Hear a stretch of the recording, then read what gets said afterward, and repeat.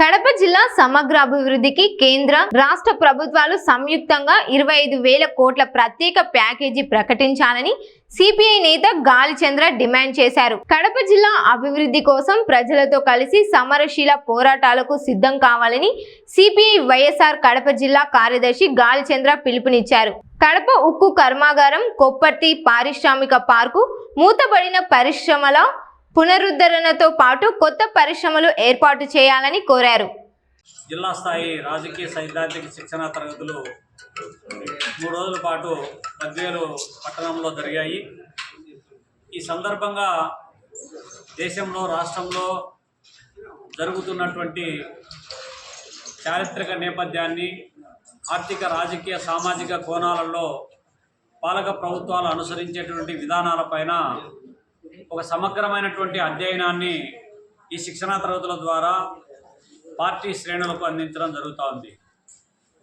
ఈ సందర్భంగా అటు కేంద్రంలో, ఇటు రాష్ట్రంలో అధికారంలో ఉన్నటువంటి మోడీ ప్రభుత్వం, ఇటు చంద్రబాబు నాయుడు డబుల్ ఇంజన్ సర్కార్ అని చెప్పబడేటువంటి పాలక ప్రభుత్వాలు, ఆయనేమో 12 సంవత్సరాలు, ఈయనేమో అధికారంలోకి వచ్చి 2 సంవత్సరాలు అయింది.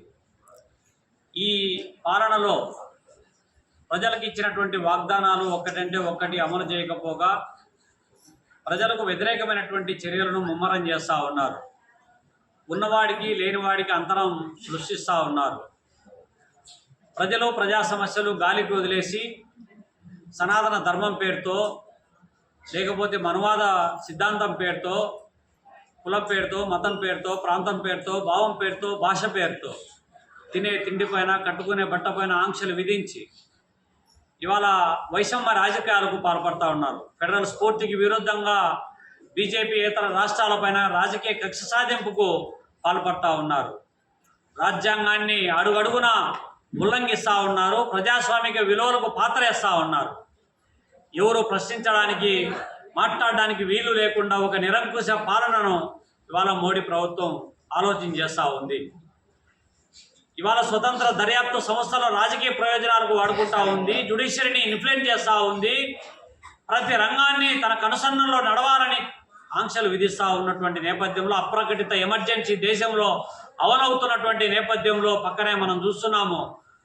ఇవాళ పేపర్ లీకేజీకి కారణమైనటువంటి చేతగాని దద్దమ్మ మంత్రి ధర్మేంద్ర ప్రధాన్ రాజీనామా చేయాలని కాక్రోచ్ జనతా పార్టీ సాగిస్తున్నటువంటి వాళ్ళ సోను వాంగ్చుక్ తలపెట్టినటువంటి 20 రోజుల ఆమరణ నిరాహార దీక్షను భగ్నం చేయడానికి ఇవాళ ఆర్ఎస్ఎస్ సంఘ్ పరివార్ నేతృత్వంలో విష భావజాలాన్ని విశృంఖలంగా ప్రచారం చేస్తున్నటువంటి నేపథ్యాన్ని మనం చూస్తున్నాం. పాలక ప్రభుత్వాలు అవలంబించేటువంటి విధానాలకు వైపు కడప జిల్లాకు సంబంధించినటువంటి ఈ 2 సంవత్సరాల చంద్రబాబు నాయుడు పాలనలో కడప జిల్లాను కార్నర్ చేస్తూ ఉన్నాడు. కక్ష సాధింపు రాజకీయ వేధింపులకు పాల్పడుతూ ఉన్నాడు. కడప జిల్లాలో తలపెట్టినటువంటి ఉక్కు పరిశ్రమ ఏర్పాటు 6 మాసాల్లో పూర్తి చేస్తానని చెప్పాడు. ఉక్కు పరిశ్రమను పక్కన పెట్టి తుక్కు పరిశ్రమకు శంకుస్థాపన చేసి దాన్ని ప్రారంభిస్తున్నానని చెప్పి చెబుతున్నాడు. ఇవాళ అనేక పరిశ్రమలు ఏపీఐఐసి పేరుతో సేకరించినటువంటి లక్షల ఎకరాల భూముల్లో పరిశ్రమలు పెట్టకపోగా సోలార్ ప్రాజెక్టుల పేరుతో ఇవాళ పేద సామాన్య మధ్యతరగతి కుటుంబాల చేతుల్లో ఉన్నటువంటి భూములన్నీ లాక్కుంటా ఉన్నారు. అక్కడ ఉన్నటువంటి గ్రామాల్లో ఉన్నటువంటి నిరుపేద కుటుంబాలను ఊరొదిలి పొమ్మని చెప్పి పరోక్షంగా హెచ్చరిస్తూ ఉన్నారు.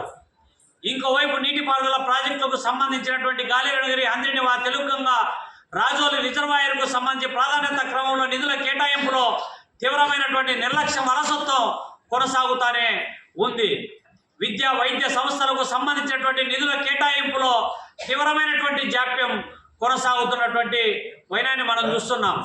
గతంలో వచ్చినటువంటి ఎంఎస్ఎంఈ టెక్నాలజీ సెంటర్ను తరలించినట్లు ప్రయత్నం చేసి ప్రజలు వ్యతిరేకిస్తే దాన్ని ఇక్కడే పెడుతున్నామని చెప్పారు. ఇంతవరకు గ్రౌండింగ్ చేసినటువంటి దాఖలాలు లేవు.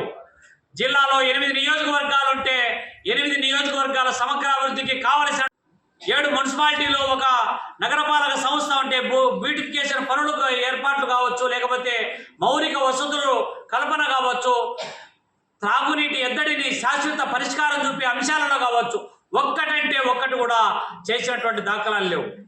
పోనీ ఈ జిల్లాలో ఉన్నటువంటి అణగారిన వర్గాలకు సంబంధించినటువంటి పేదల చేతుల్లో ఉన్న భూములన్నీ లాక్కుంటా ఉన్నారు. అదనంగా ఒక్కరికి కూడా 1 ఎకరా భూమి ఇచ్చినటువంటి దాఖలాలు లేవు. విలువైన ప్రభుత్వ వంక, వాగు, చెరువు, రస్తా, అసైన్డ్, దేవాదాయ, ఈనాం భూములు ఒక్కటొక్కటిగా మొత్తం భూములన్నీ కూడా ఆధిపత్య కులాల చేతుల్లో ఇవాళ కేంద్రీకృతం అవుతా ఉన్నాయి. అది అధికార పార్టీ దానికి ఆజ్యం పోస్తా ఉన్నటువంటి వైనాన్ని కూడా మనం చూస్తూ ఉన్నాం.